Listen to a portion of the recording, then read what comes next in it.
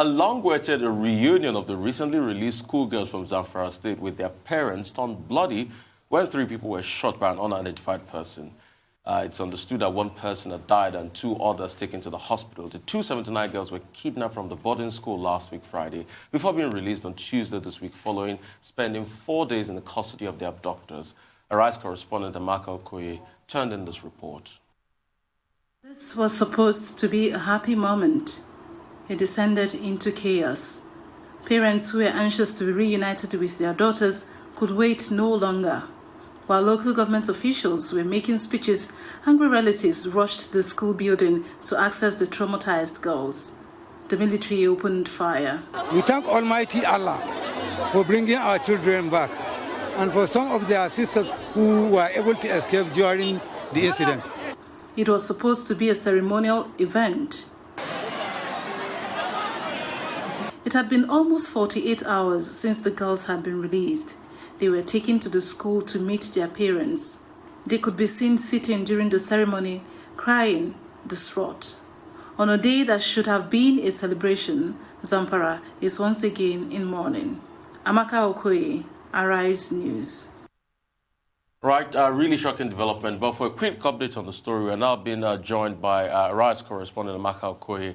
Amaka, it's a pleasure seeing you this morning. Amaka, make sense of what happened, yesterday. It was supposed to be a joyful reunion, and it resulted into this? That's right. As you do know, when they were the bandits' hold, if I may put it, they were not exactly immediately released to their parents. And so they stayed for close to 48 hours. Remember, they were released on Tuesday, and until yesterday was the only time that they had to now go, and be reunited with their family. We didn't leave this government house. We didn't leave the government house until about 3 p.m., which was already late. And so parents were quite, agitated, saying, look, we just want you to bring our girls back to us. There was no need for all of these ceremonies and speeches, that happened. Remember that on Tuesday, when they were released, we had gone to the school. And there were indeed preparations, the school halls. They were preparing it to receive these girls on that day. But that did not happen because we also met the district head. But he said he was not going to speak to us until the guests were back. So that means that preparation was done on Tuesday, and then on Wednesday they waited. These girls did not return until evening.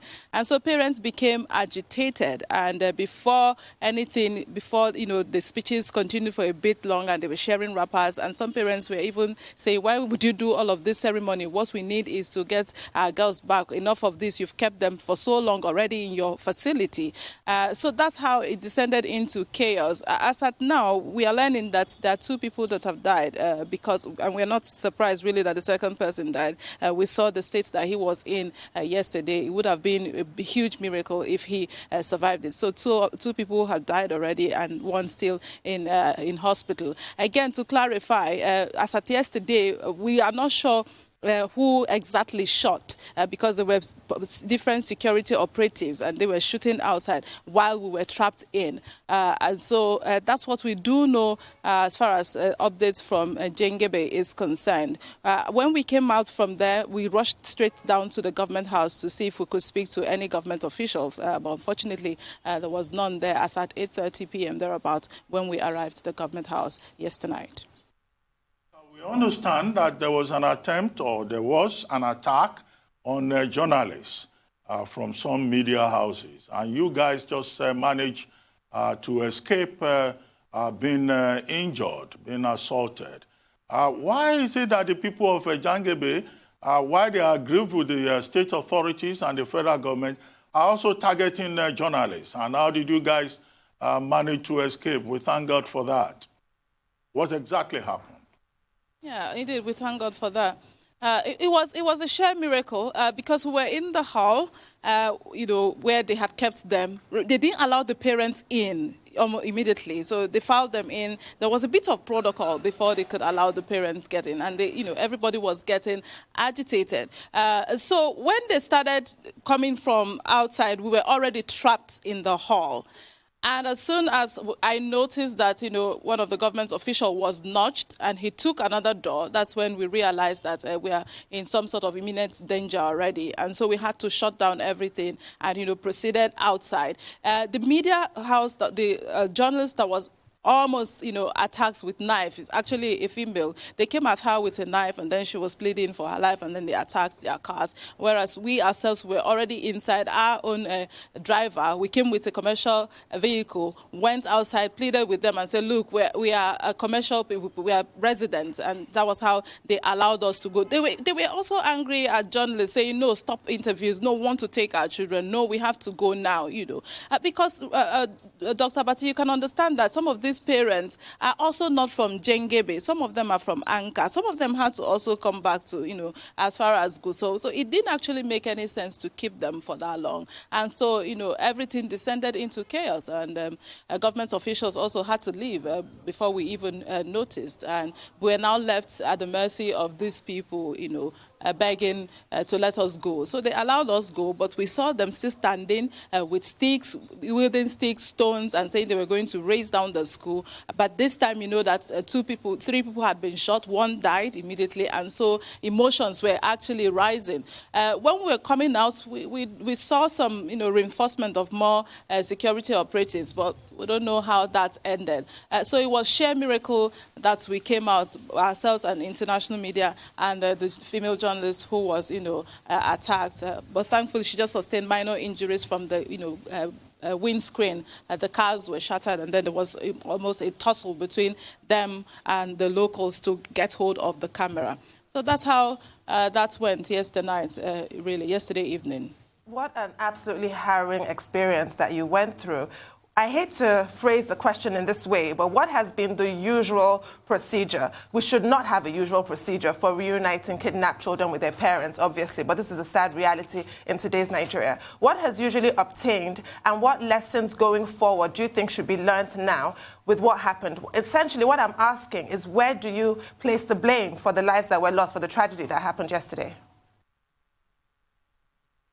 Yeah, I think, for most of the parents, what it was is a perceived insensitivity from, government authorities. Usually when Kankara happened in Katsina State, they brought them, just as they were, and after a couple of hours, there was speech, the military handing over to the governor, and then there was speech. They had to meet with Mr. President because coincidentally he was in town. He was in Katsina at that time. And after that, they dispersed them the same day. By 7 p.m., parents had started taking their family members. When Kagara happened, when the people from the NSTA bus were released, we saw that they, reunited them with their family in a couple of hours. The same thing as well as when the students came. Though the student for Kagara took a longer while, in the evening, they were released in the evening, but it didn't pass a whole day. But in this case, we saw almost, them being held close to 48 hours, and there was no need. Essentially, moving forward, what would be the ideal thing is, release them to their family members, because these people have been forcefully separated. There is trauma, there is, anger as well. There is the anxiety to reunite. There is the fear that these people are still dealing with. So the earlier they took them back to their loved ones where they feel safe, the better. So I think that will be the lessons moving forward. And there was no need for, the ceremony, so to say. And part of why this abduction is different is the fact that, parents particularly were saying, you are politicizing this matter. It's now, it's now you playing politics with the life of our loved ones. Some of these girls are seriously traumatized. Even yesterday, some of them still couldn't speak to us. We saw those who were crying consistently from the beginning until, everything descended to chaos. Yes, so let them go and be reunited as soon as it is possible. That would be the ideal thing. Amaka, I'd like to ask you, why this recent spate of attacks on journalists? And are you safe yourself over there? I think that's a very good question. Again, when covering crisis, it is hard to know the intent. And again, with mob psychology, it all starts off and you think you're all together, and then suddenly everybody becomes vulnerable. And for journalists, particularly because, there's a level of people not understanding who you are for. Are you for us? Are you representing our interests? And with this sort of things, when you are with the government or the officials because of safety and protection, like you do know, yesterday, we had to wait to join the convoy because Jengebe is not safe. But unfortunately, we were all by ourselves. So it is not clear.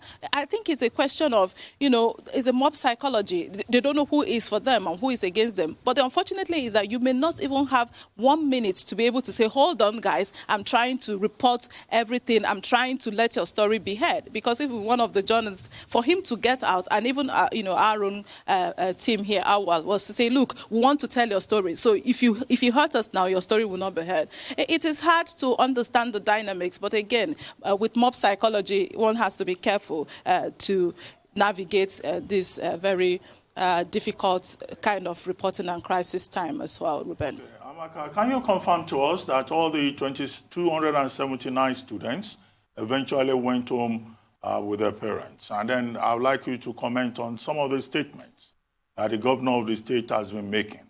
He's saying, for example, that the watchman, the gate man in the school was complicit, and that some very important personalities in that state were even paying the kidnappers not to release the children. What is the response to that within the community?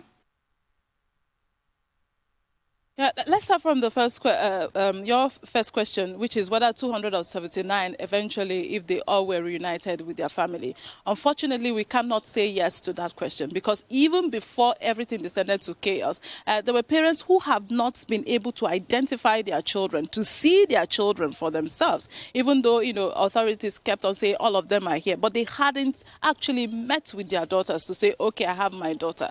And then when this descended into chaos, everybody ran out. So parents were running helter-skelter. So we don't know. Remember that there are some people who are not from Jengebe, who are also in Anka. We're supposed to come pick their children there and then go back to wherever is their respective home, which again begs the question, why did they need to be transported back to their school? It didn't make sense to some of the parents, which was, all the agitation. So we don't know if they eventually, every parent got their child or children, as the case may be, unfortunately.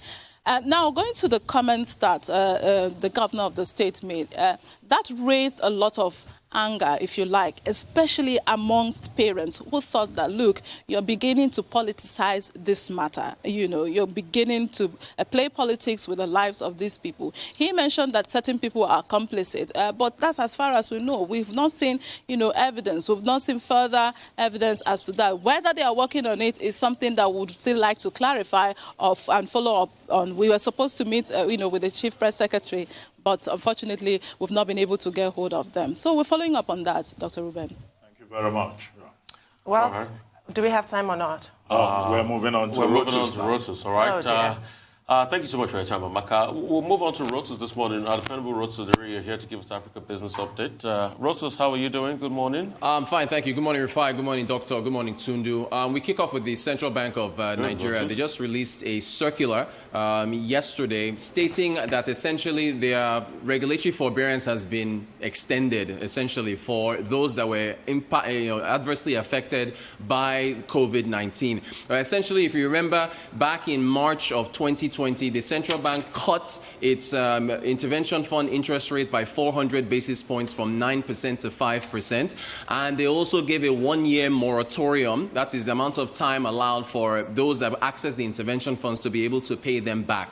So this is now it's about to expire because they gave it until March of 2021, and this is March of 2021. So essentially what they've done, the gist of this is that they've extended it for another year. The interest rate remains at 5% for another year until February 2022, and the central bank is also saying that as far as the moratorium is concerned, they will extend it, but the extension will be on a case-by-case basis. So we've seen governments around the world. Rishi Sunak, finance minister of the UK, yesterday extending furlough schemes for businesses. Joe Biden's $1.9 trillion stimulus plan has an extension, more stimulus for airlines and other industries. So the Central Bank of Nigeria is no different in extending support for businesses here.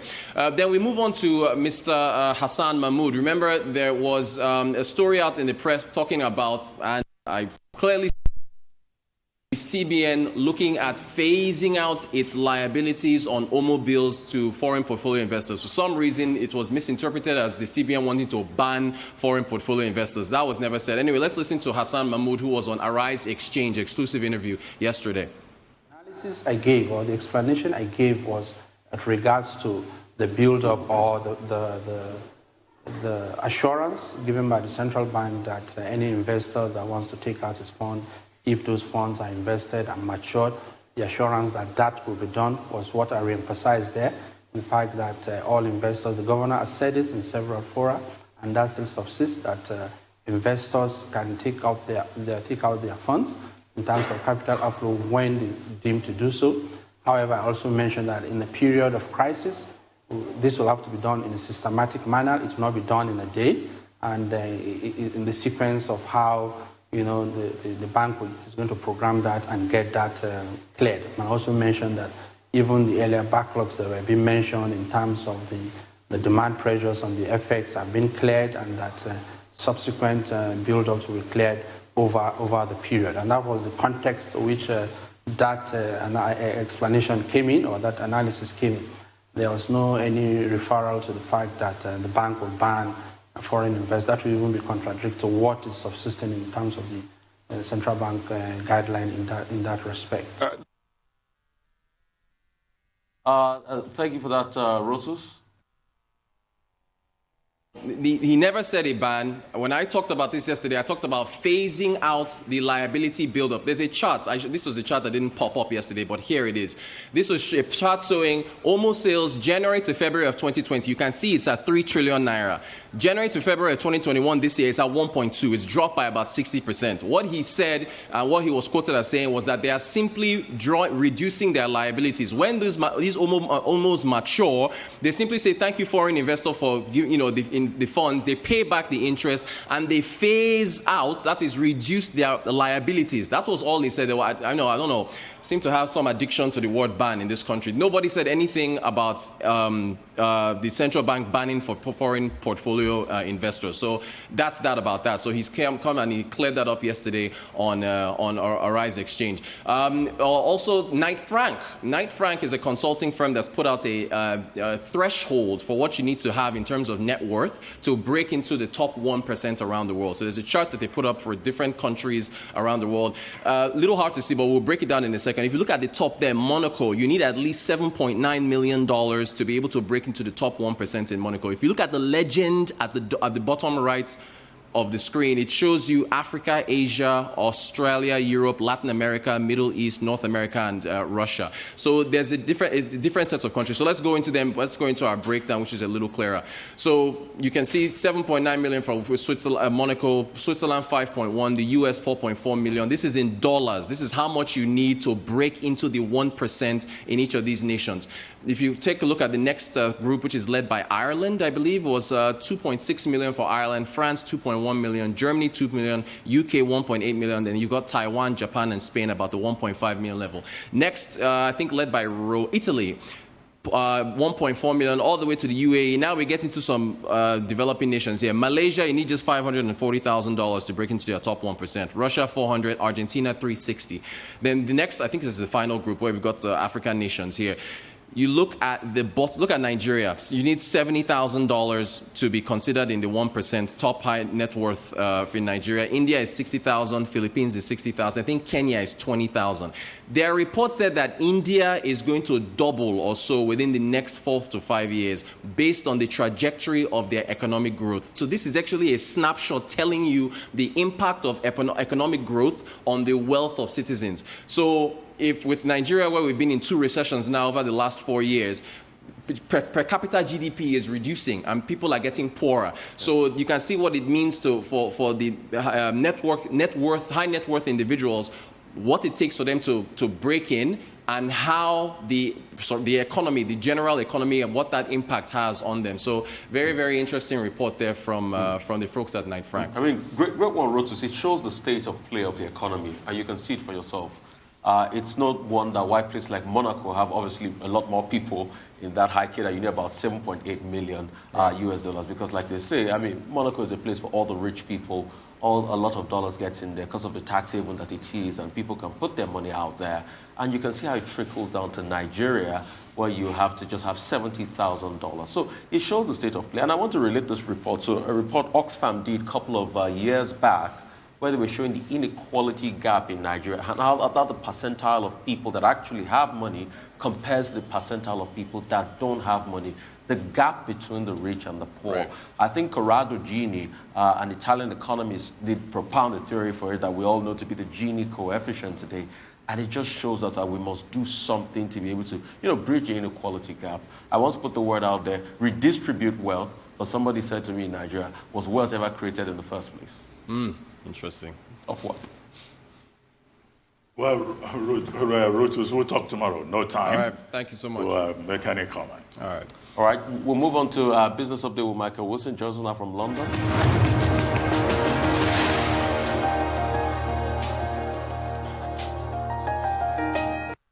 All right. Moving on to Business Update. Michael Wilson joins us now from London. Michael, good morning. Good morning. Good morning to you. A few inflation tantrums yesterday hit the markets, generally speaking. The 5-year break-even rate, that really is one to look forward as far as inflation expectations. It's 2.5%, that last level not seen since 2008. So the move by bond yields and their implication about inflation, slightly surprising given ADP employment figures much. But if tomorrow's monthly ones, the big jobs figures outperform well north of, say, 200,000 jobs, and I think those inflation worries will squeeze higher. So Asia markets, therefore, breaking lower this morning. Shanghai Composite, ASX and Hang Seng all breaking right down sort of 2020 lows, basically.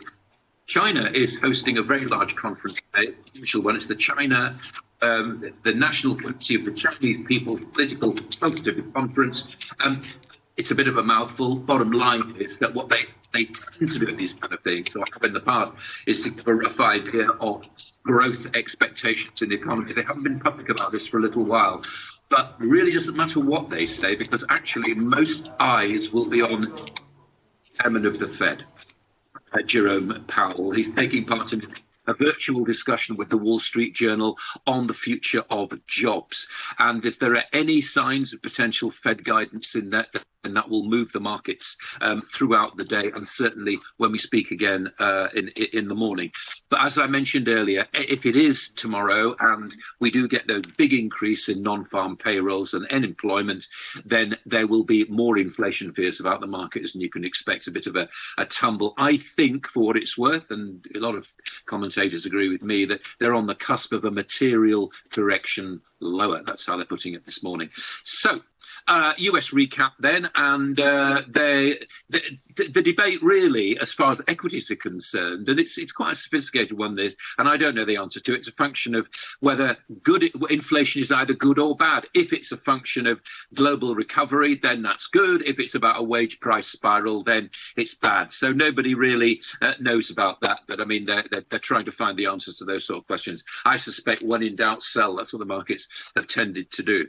Right then, so onto the UK budget. I know we're a tiny island, but it does have ramifications for the rest of the world. We are going to face the highest taxes for 50 years. We've already spent, or rather Chancellor spent, the country spent what the Chancellor said yesterday was an unimaginable £352 billion so far. In terms of the pandemic, that's 17% of GDP, and we will expect to spend a further £60 billion. Furlough is going to be expended. Very much a kind of spend now, tax later, as one economist put it to me this morning, a new phase of UK economic history.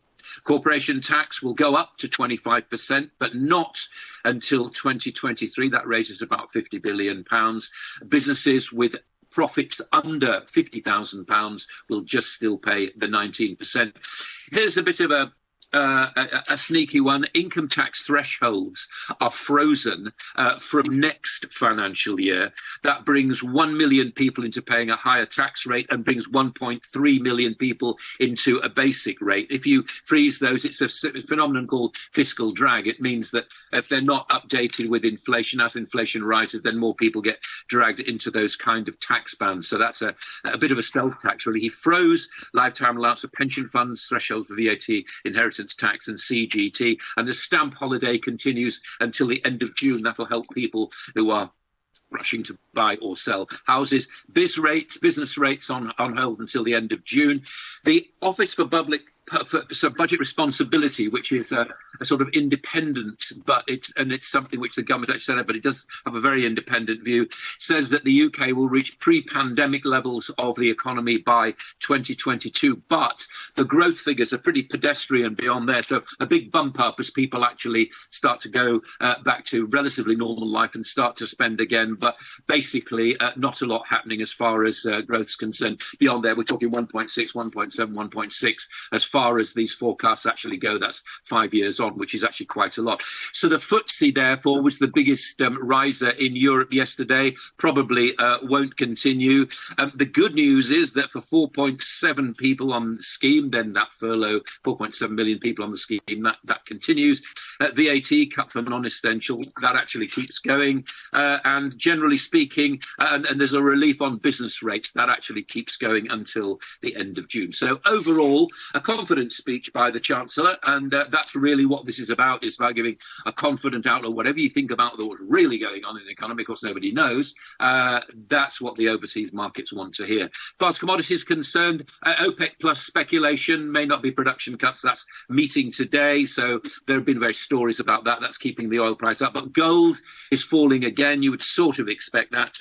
Bond yields, but a quick stop to the nascent gold recovery. Gold fell almost 2% to $1,711 an ounce.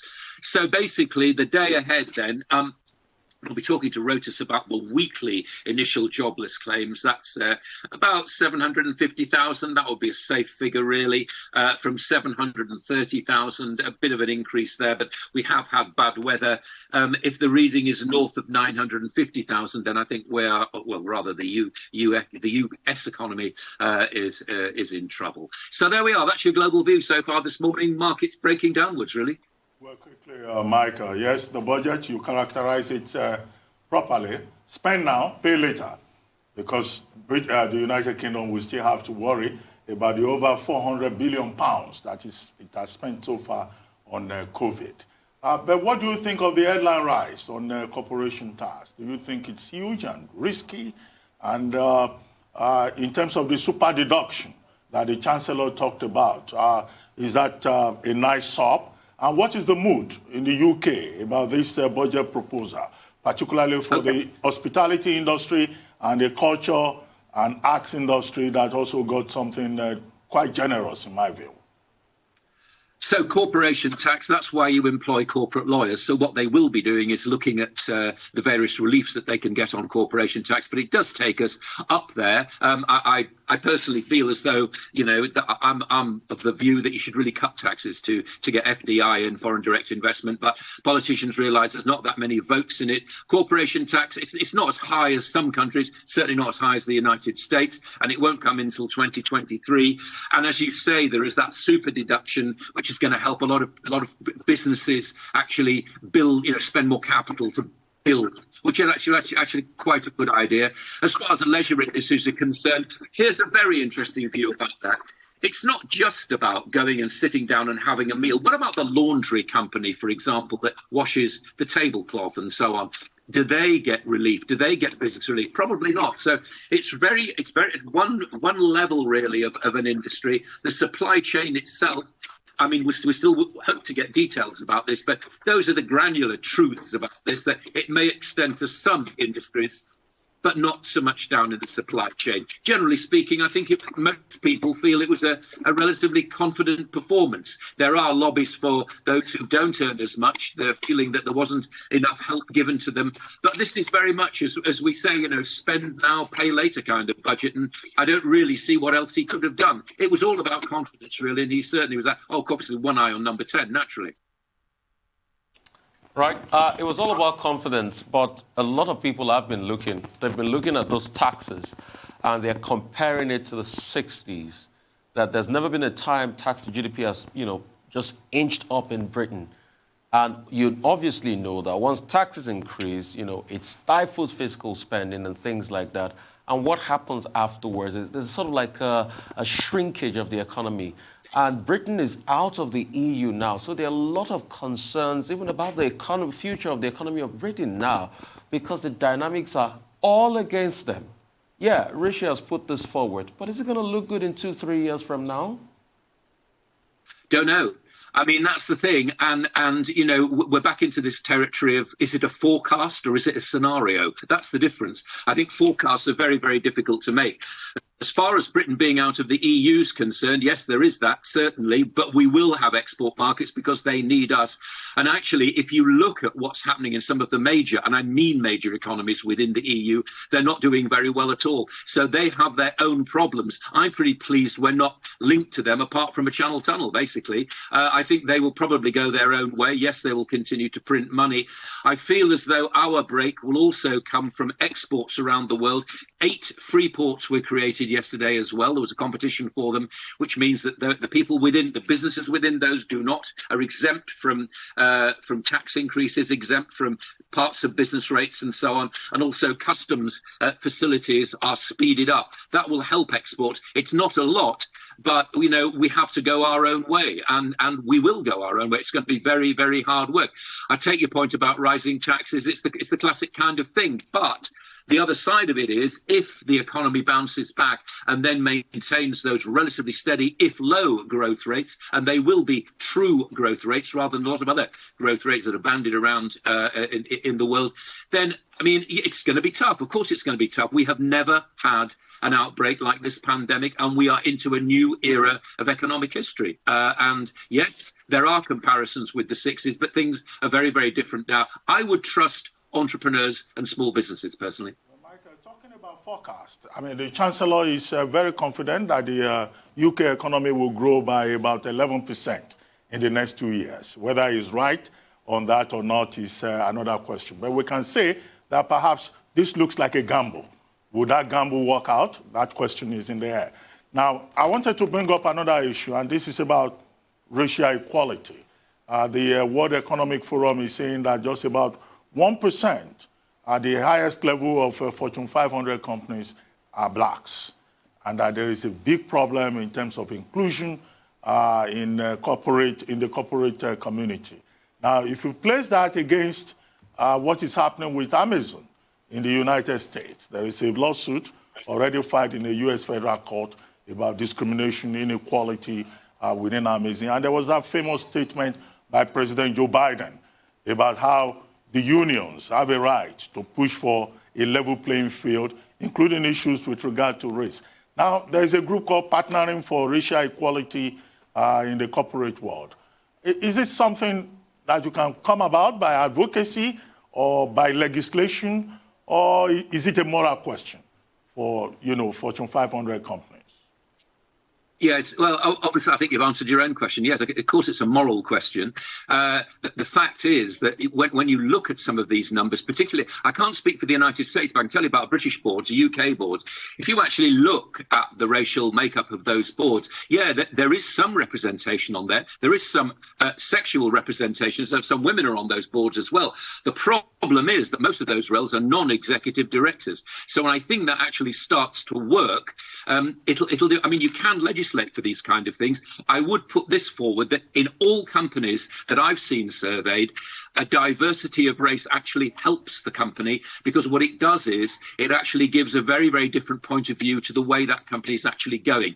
Also, and this is very important too, shareholders are much more demanding of companies to actually be proper, be moral in the way that they actually compose their board. So a lot of pressure building up. I think you can legislate for a bit of it, but it's about moral sense. But most of all, it's about business sense. If you can convince people that having a diversified board increases the efficacy of a business, then you're onto a winner. And it does. I mean, historically, that actually happens. I think most importantly, Michael, we need to ensure that capital does really trickle down, to those minority groups, because that's what will change the apple cart. Obviously, when capital trickles down to them, the economy will open up. You'll see them on the boards, and also, it's not just that, you're right, it's not just trickle down, is it? What you need to be doing is inserting diversification lower down in the company so that when the time comes, these people will rise up and take their place on the board. It's not just putting people straight into the boardroom. That's not going to achieve anything. You need that input at all levels of company life. Well, thank you so much, Michael, for your time. Really appreciate your effort. Update on COVID-19 pandemic. I just saw more join us, but after this quick commercial break, we'll be right back.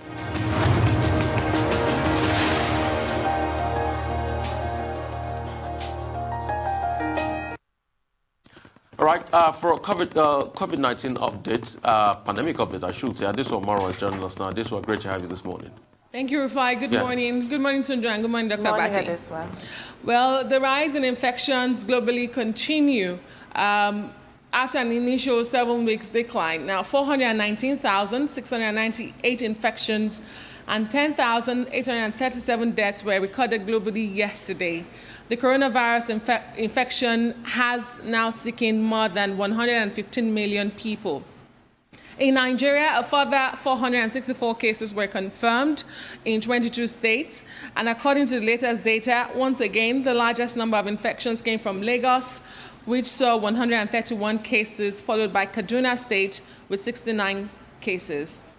Now, still in Nigeria, the National Primary Health Development Agency, responsible for the COVID-19 vaccination rollout in Nigeria, says there's been increased enthusiasm among Nigerians towards coronavirus vaccines from December 2020 to date, attributing this to its vigorous engagement with the public through various medium. To buttress the agency's findings, Dr. Faisal Shuaib, the executive director, says about 2.3 million Nigerians registered for the COVID-19 vaccination in just less than 24 hours of launching the e-registration portal, and he says the number continues to rise. He's also been explaining the TEACH strategy. It's basically a hybrid of traditional methods and technology-backed methods to roll out the campaign. So for those that are tech-savvy and have access to the internet, they can go ahead and register through that portal, and from the age, underlying diseases, and other information provided, eligibility priority will be determined for a call-up. For the traditional methods, there will be vaccination in designated health facilities across the country where people can walk in and register and be vaccinated. There would also be teams of healthcare workers that would be moving from settlements to get closer to where people live and work. He's promising that remote and mountainous areas would also not be left out from this campaign. Well, as the vaccination commences tomorrow in the nation's capital, Abuja, with healthcare workers at the treatment center at the National Hospital, the hope really is that it will be equitable and transparent all through. Well, let's move away from Nigeria to South Africa quickly, where for a second consecutive day, the country has recorded less than 1,000 new COVID-19 related cases after peaking at more than 21,000 on January 7th. South Africa recorded its first case on March 5th, which will be tomorrow, be 1 year, and it has since recorded over 1.5 million cases, as well as over 50,000 deaths, the most on the continent. You would recall that over the weekend, President Ramaphosa declared that the country had emerged from its second wave. However, there are fears that a third wave that could be driven by the onset of the southern hemisphere winter in the country could, drive that third wave. But for now, medical workers who have been driven to the brink of burnout are celebrating this milestone.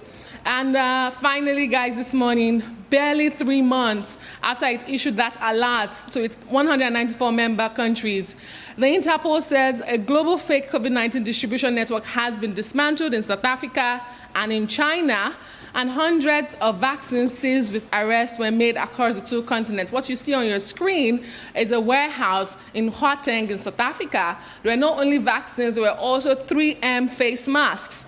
Now, in South Africa, some 400 vials, which is equivalent to around 2,400 doses containing fake COVID vaccine, of course, were found. Now, this raid in South Africa led to a second in a manufacturing premises in China, where the police seized 3,000 fake vaccines and arrested 80 suspects. However, no location or further details were given for the counterfeit factory in China. Well, in December, Interpol, International Police Organization, had raised alarm about intelligence that they had received about the possibility of fake vaccines. And, you know, that information was sent out to all the 194 countries, member countries of Interpol. Now, as far back as that same December, about 70 persons were arrested in China who were running, you know, a COVID-19 vaccine factory. That was a scam. And now that has been reconfirmed again in South Africa and in China by Interpol. And also, Interpol is saying that, look, these cases that they have reported do not really represent the reality, that there are many cases in other parts of the world. A tip of the iceberg. Yeah, so what this means is that, you know, countries have to be careful. They have to put structures in place to alert people to the risk involved. Because now we're told that you can't buy the vaccine on the internet, on social media. Of course. Interpol made that very clear, that there's nowhere in the world that the vaccine is available on the internet. So people should not think that they can order for a vaccine electronically. So the question, of course, is for, you know, every person who is at risk or who is involved, who needs the vaccine, to be careful. Buyer beware, because if you go and buy fake vaccine, it could pose very serious danger to you. Now, what is instructive with regard to Nigeria is that before now, the Nigerian authorities had made a point that the only way you can get the vaccine in Nigeria is through government. Yes. So do not go to any black market, do not go to any shop in Alaba in Lagos, and you are offered the vaccine at a cheap rate, and then you go and take it. That is even riskier than not even taking the, the vaccine at all. Now, the MPHCDA, the Primary Health Care Development Agency of Nigeria, whose responsibility it is to roll out and monitor and manage this immunization program, is saying that within 24 hours of opening that e-register portal, over 2.3 million Nigerians had already signed up.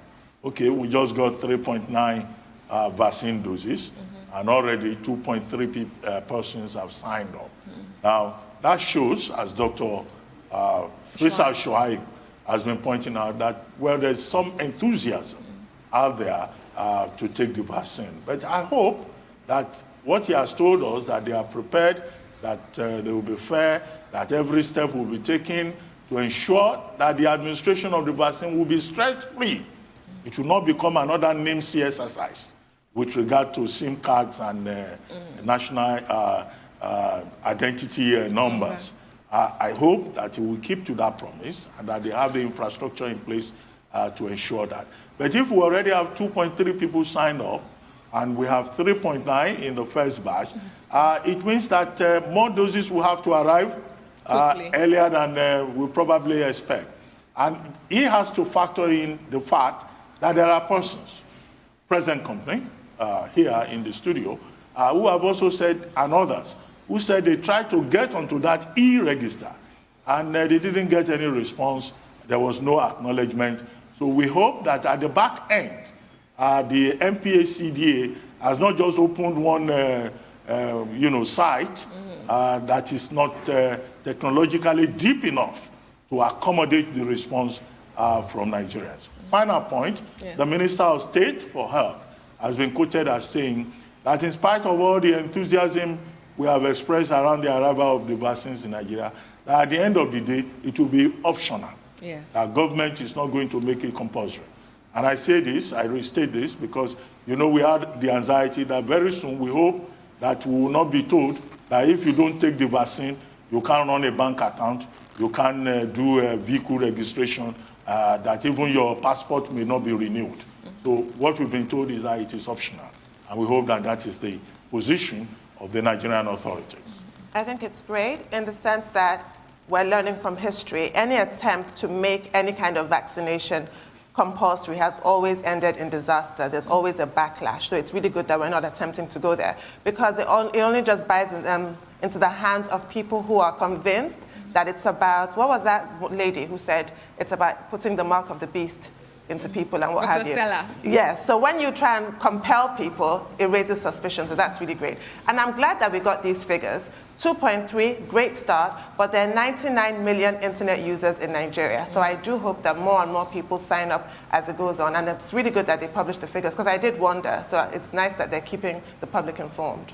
Right, thank you so much, Adesua. But one thing I just want to ask is, what's the plan behind this? Obviously, this will not be enough. When is the next shipment of vaccine going to come in? Are they going to do the UK approach? We've been told by May we should be getting our next batch from the COVAX. Oh, you know what we're told in January. So I'll take that with a pinch of salt. But thanks so much for your time, Adesua.